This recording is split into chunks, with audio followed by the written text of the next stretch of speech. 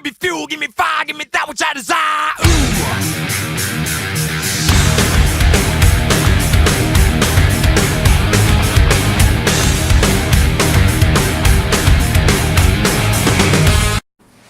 Well, we got 4th of July coming up, and just want to wish everybody out there happy 4th of July. Hope everybody has a good time.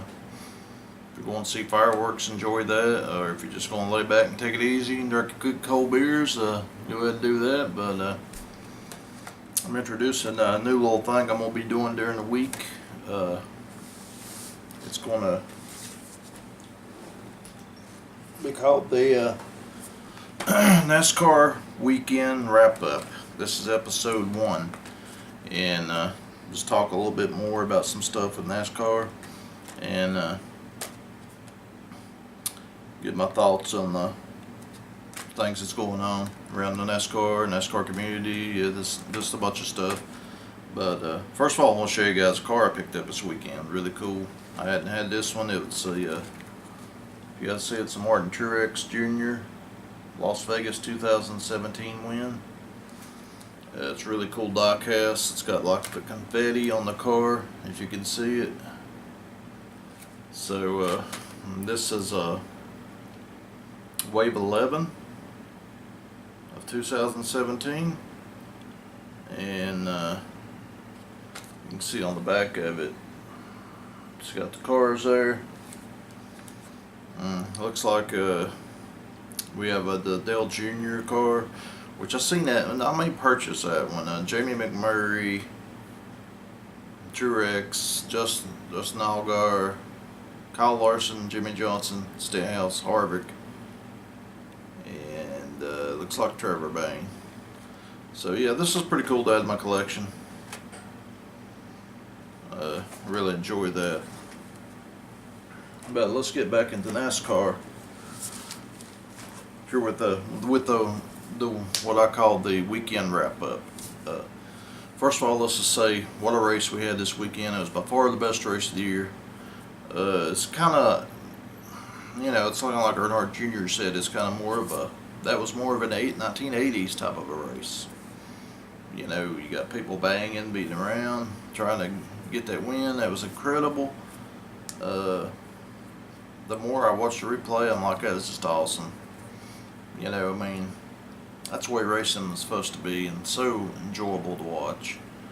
But congratulations goes out there to Kyle Busch. Anyway, let's take a look here at the point system. The point system for this week after Chicago, Kyle Busch has a 62-point lead over Kevin Harvick. Now that was big for Kyle Busch to come back and win this race, because he didn't get no playoff points in those first 2 stages, and for him to bounce back and win this race, that was huge. Or he could have lost more, but Harvick's 62 out. Joey Logano does have 1 victory. He is 119 points out. He's just really consistent. Martin Truex Jr. is 142 out with 3 wins, but he had 2 or 3 bad luck races there. It cost him about 100 points. So I think we got 9 to go, so it's going to be critical these next 9 races to get down there for his points. Keselowski, another guy, not a winning car, usually not a top 5 car. He usually runs about 7th or 8th, but he's 144 out. Clint Bowyer, another guy, 157. He's won a couple races, but just the inconsistency has put him back to 7th. Or 6th. Kurt Busch is 7th. Denny Hamlin. Kyle Larson 9th. He's going to race his way in, and he could win a race before the playoffs. That was really a big momentum help for Kyle Larson there. So he's 9th. We got Ryan Blaney 10th. He'll be in. Eric Almirola 11th. Really good consistency. It's just they got to close the deal. They kind of remind me of Truex 3 years ago.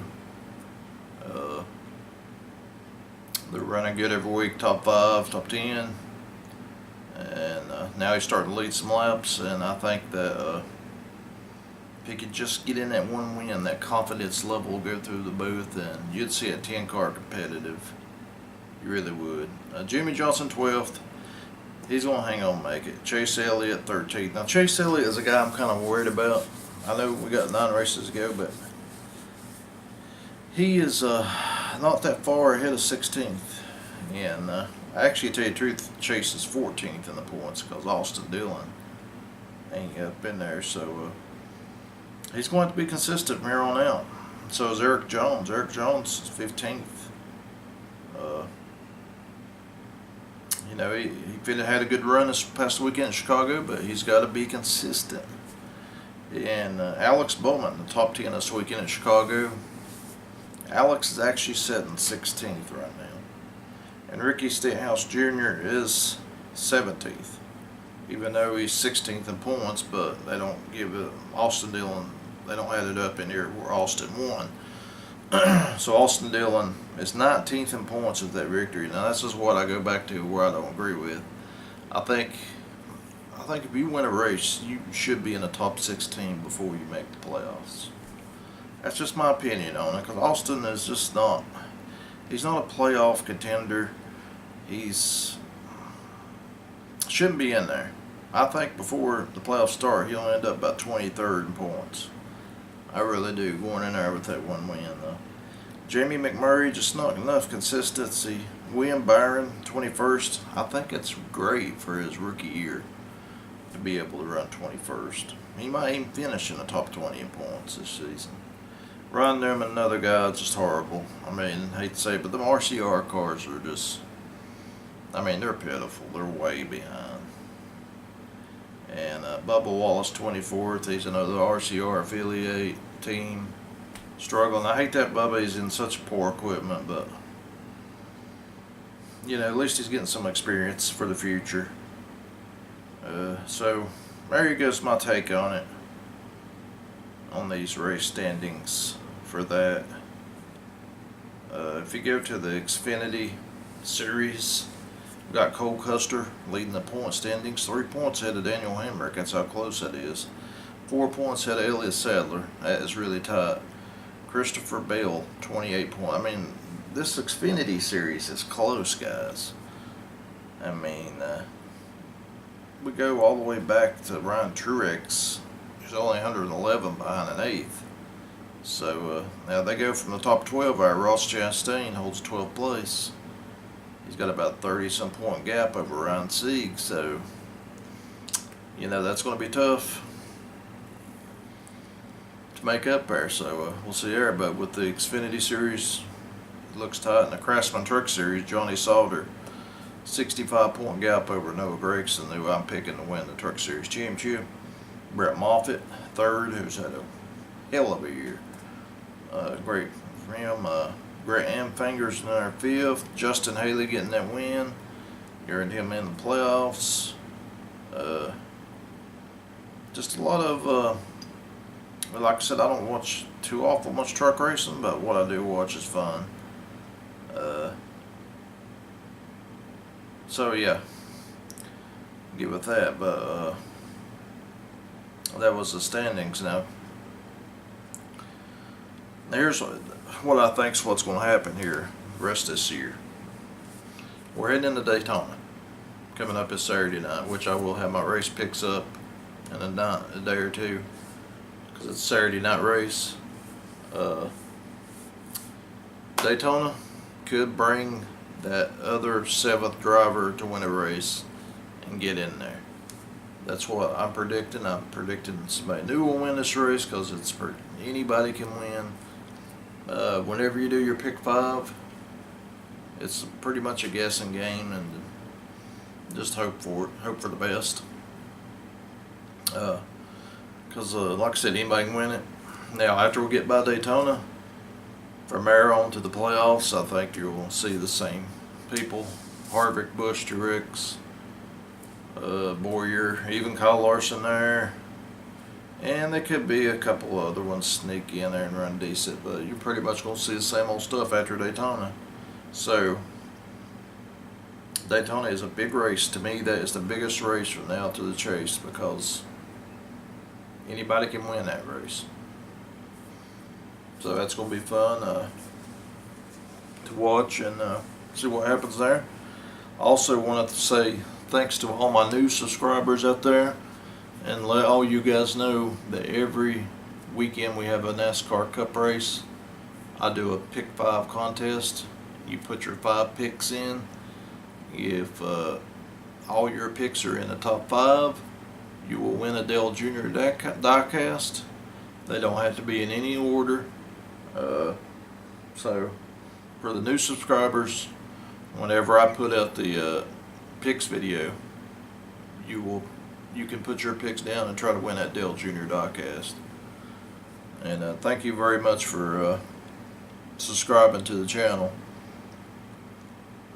But other than that, oh yeah, I want to talk also about the NBC coverage. I thought was great. The coverage was excellent. Dale Jr., you could feel the life in the booth. Now, I will agree with Charlie NASCAR.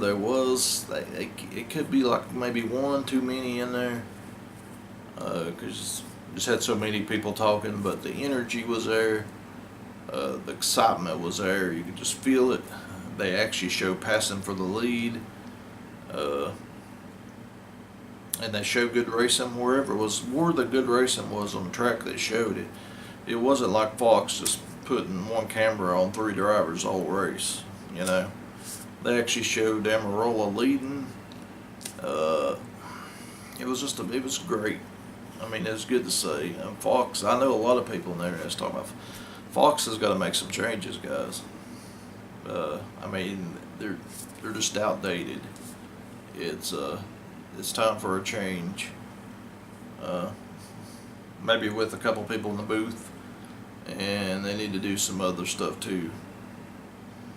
And I love how NBC kept showing the commercials. They would still show the race going on down below, which Fox was bad with that.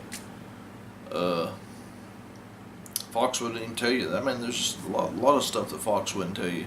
The NBCSN done a great job. So if they keep doing what they're doing, they should win the award for whatever it is for the broadcast thing. They should win that award. But anyway, I've talked too long, guys. I just love talking NASCAR. I love it. And there's so much to say about a race and stuff. You just ain't got enough time a day to say it. But yeah, thanks to you guys who subscribed to the channel. This is so fun. And a lot of other guys out there that's got great channels. If you're a new subscriber to me, check out Charlie NASCAR, Thor Self, One Incarnation, Rusty Wallace, a lot of Timmy Hill, Fan 66, a lot of great people out there. So you know, it's our little community. That way we all can get together and talk and say what we think about NASCAR. It makes it fun. But anyway, till next time, happy 4th of July, guys. Don't party too hard. Just party enough to make you happy. But you guys have a good one. We'll see you later.